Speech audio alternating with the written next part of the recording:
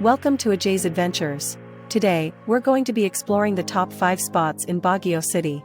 But before we get started, let's learn a little bit about Baguio's history. Baguio was founded in 1900 by the American colonial government. It was originally intended to be a summer capital for the Philippines, as it is located at a high altitude and has a cooler climate than the rest of the country. Baguio quickly became a popular tourist destination, and today it is one of the most visited cities in the Philippines.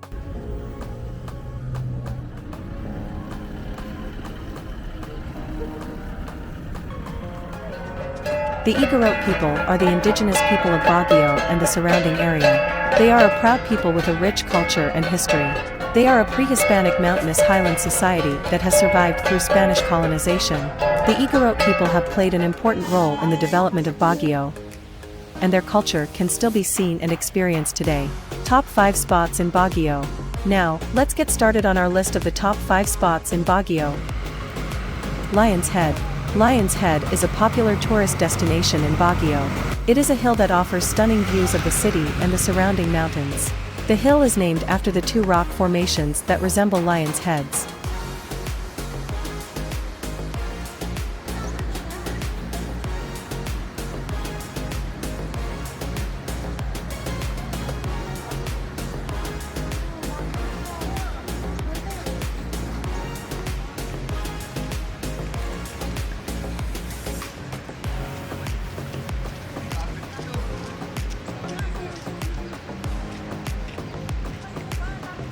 Igorot Stone Kingdom. The Igorot Stone Kingdom is a museum that showcases the culture and history of the Igorot people.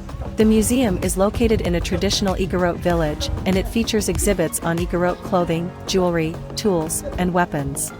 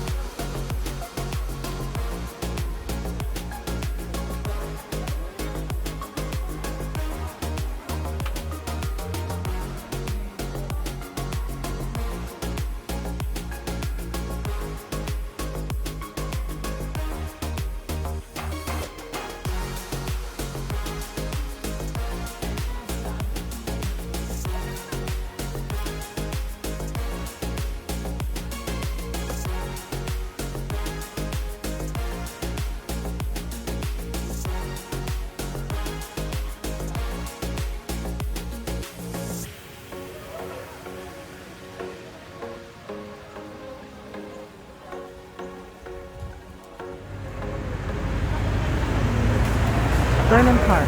Burnham Park is a large park in Baguio. It is a popular spot for swimming, picnicking, and boating. The park also features a variety of gardens, fountains, and sculptures.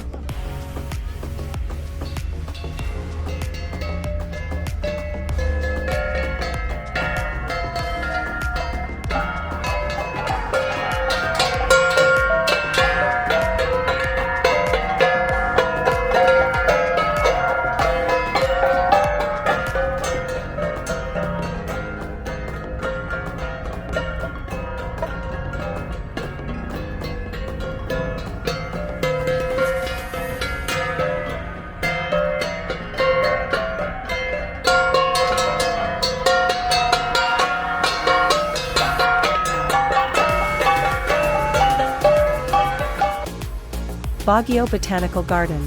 The Baguio Botanical Garden is a beautiful garden that is home to a variety of plants and flowers. The garden is located in a valley, and it offers stunning views of the surrounding mountains.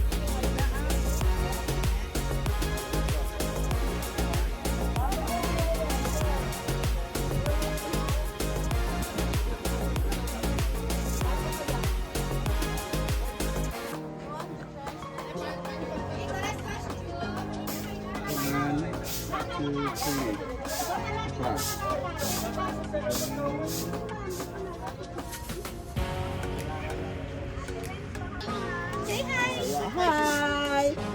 Say hi. Hi. Hi.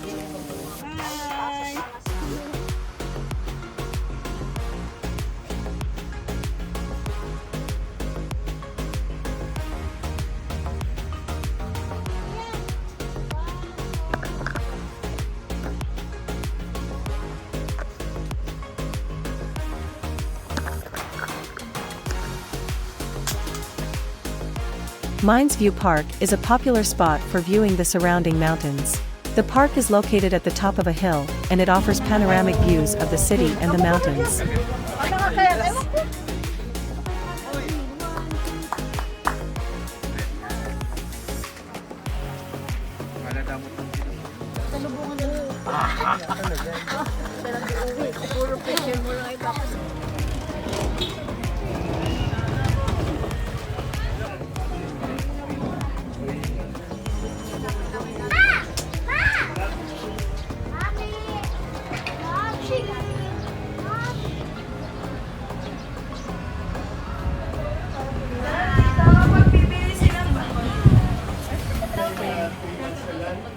Ay, ganda pa.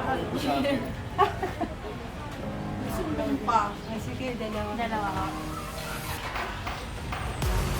Bonus top spot, Baguio Cathedral of Our Lady of the Atonement. The Baguio Cathedral of Our Lady of the Atonement is a beautiful cathedral that is located in the heart of Baguio City. The cathedral is a popular spot for tourists and locals alike.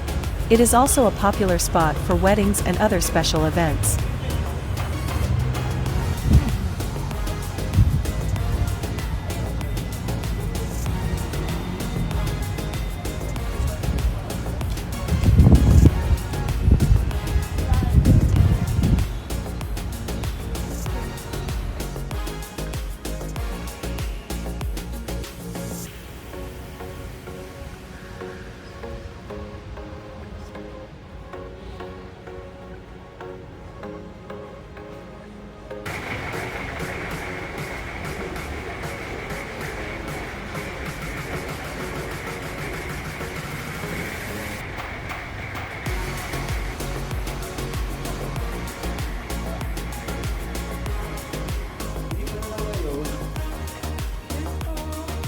Kumusta?